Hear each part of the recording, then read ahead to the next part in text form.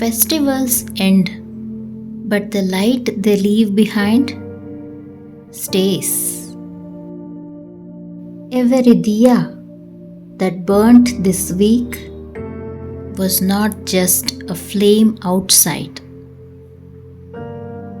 It was a reminder that even in silence, our hearts can glow.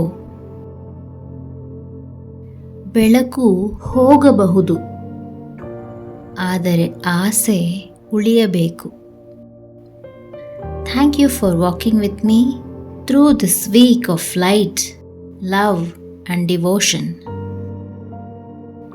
May peace remain in your heart long after the lamps fade away. Voice of Bhuvana, spreading light one voice at a time.